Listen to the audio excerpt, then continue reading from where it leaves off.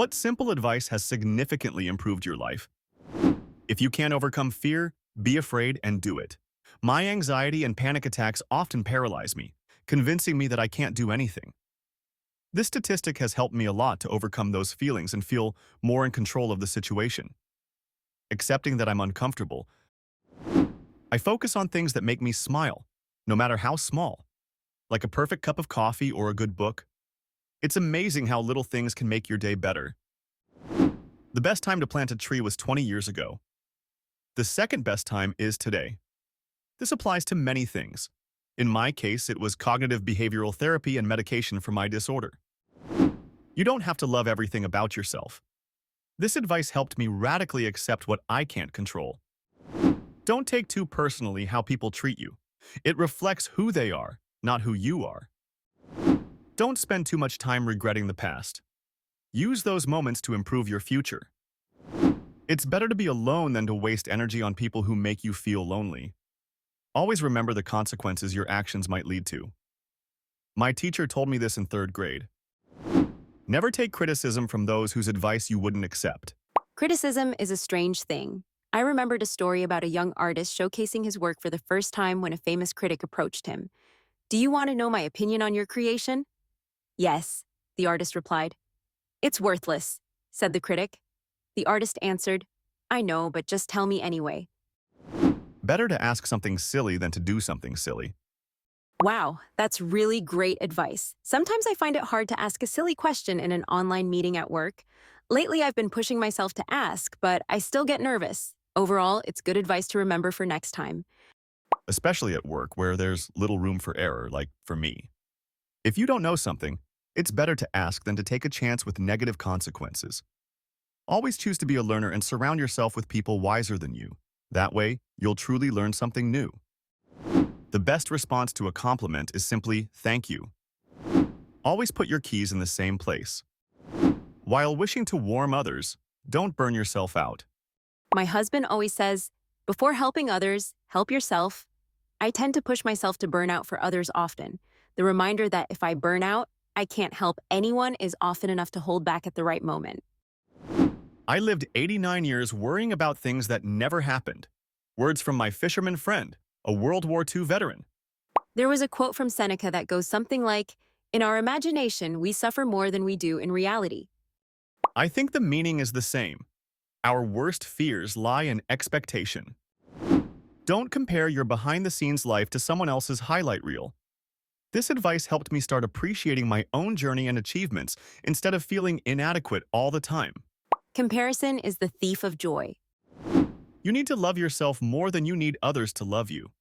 I understand this as, try to love yourself more and expect less love from others. This way, you'll always feel harmonious. Never compromise your values and beliefs for others. In the end, you'll always be okay because you have yourself, and you don't need someone else. You can't control the emotions you feel, but you can control the actions you take in response to those emotions. This was a revelation for me. Terry Pratchett, that author, if you haven't read him, he mentions in one of his books about first thoughts and second thoughts. First thoughts are reflexive thoughts about what you were taught or what society expects of you. You should act based on second and third thoughts, which reflect your intentions. You can't constantly blame yourself for something. Blame yourself once and move on. This is a quote from Homer Simpson that helped me live calmly. Marry the kindest person you know. But I don't want to marry my mother. Don't worry about the opinions of people you don't want to be like. Take care of yourself as you would someone who needs you. Remember who you are, damn it. If you have one foot in yesterday and the other in tomorrow, you're missing today. Buy a good quality mattress. Your back will thank you. Don't neglect your pillow. Find one that suits you. Don't sacrifice your mental health for success. The obsession of our culture can be harmful. Personal boundaries are how you teach people to love you. This phrase completely changed my understanding of personal boundaries. Thanks to it, I realized that the right people in my life will want me to tell them what makes me uncomfortable or what I want more from them. By taking care of myself, I slightly adjust my inner voice that says, I must, I need to, I can. I can meditate now, I can exercise now, I can take a hot bath now, and so on. Taking care of yourself is a privilege, not an obligation. and I already have enough obligations. There are two types of people in the world: those who listen and those who wait for their turn to speak. I remember hearing this from my uncle when I was relatively grown up, around 18. As soon as he told me, I started noticing this theme in everyday conversations with people. It was like my eyes opened. Focus on what you can control. It sounds simple, but it really changes your life. Instead of worrying about what I can't change, I just direct my energy towards what I can actually influence. Because of this, I'm less anxious and better control my life.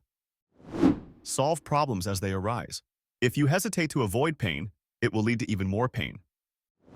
Don't be foolish. This advice changed my life. Before I'm about to do something, I think, would I do this? And if I mentally answer yes, I don't do it. My uncle told me this when I was in college. It has always helped me see my perspectives. If you have more happy days than unhappy ones, then you have a good life. Accepting negative emotions is key to feeling good emotions. You need both. The worst thing you can do is fight against any parts of yourself. Happiness is not a destination where you arrive, it's a journey. My mom found this phrase in a book of quotes and wrote it on several things she gave me. Don't believe everything that goes on in your head. This advice helped me deal with anxiety. None of the truly worthwhile things come easily. The only person stopping you is yourself. How people treat you is not a reflection of you, but of how they feel about themselves. Start each day with a smile. You'll be surprised how contagious positivity can be. If you don't like something, change it. If you can't change it, change your attitude. Invest time in building deep connections with others. It's like this was more of a meme than advice. The biggest lie we tell ourselves every day is, I don't need to write this down, I'll remember. I was struck by this phrase, and now I try to write things down when someone tells me something. Funny enough, just the act of writing helps me remember it later. It's normal to envy someone, but then envy their whole life, not just one part of it. For example, if you envy someone's nice house, then envy their exhausting job too. Understanding the secret years ago significantly lightened my life. We live in a nice house in a good neighborhood where there are a few custom-built houses worth several $1,000,000. I realized that the only dads I saw at school functions lived in nice but not extravagant homes, and that a husband who is home every evening is better than a huge house. When working in a team, if something goes wrong, don't go witch hunting. Fix the mistake and try to ensure it doesn't happen again. Great advice. Nothing kills collaboration and trust like someone's habit of blaming others. Take responsibility for mistakes as a team. Fix them, learn the lesson, and move on. I want to note that this attitude should also come from management in a professional environment. I've seen managers constantly asking, who messed up? Which, in my opinion, is indicative of a poor work environment. Stop being the printer fixer. My boss, who was a few years older than me, told me at my first job. I became part of the IT team and had to be as helpful as possible. If someone in the office had a problem, I was there. I had so much enthusiasm and energy at 20. I was a machine at fixing computers. Then one day, while I was running from office to office to troubleshoot a printer issue, Dave pulled me aside and said, "Listen, printers always break down, and even if you're not involved, you'll still be blamed. So here's my advice. Stop being the printer fixer." This advice completely changed my attitude toward life. Dave, if you're listening, thank you. It's already happened. Move on. It sounds harsh, but I think it's very useful advice. There's no point in rethinking, mourning, and obsessing over why something happened or what you could have done differently. You don't need to dwell on why someone treated you in a certain way or make excuses for your own or others' actions.